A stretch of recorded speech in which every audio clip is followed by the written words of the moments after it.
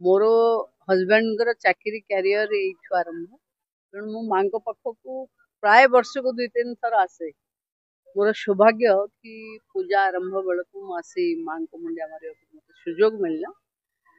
आपण मैंने समस्ते जानी कि माँ ये प्रकल्प राज्य सरकार पखापाखि 336 कोटी प्रोजेक्ट करी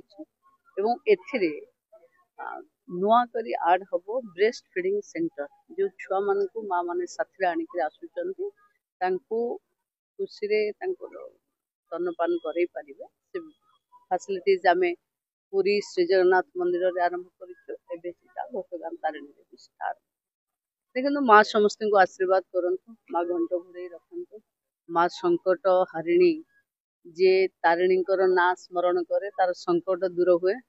ओडिशार समस्त युवक कृषक समस्त उपरे माँ सेमती संकट हरण करूँ समस्त को भलरे रखि ये आज माँ पाखे प्रार्थना कले।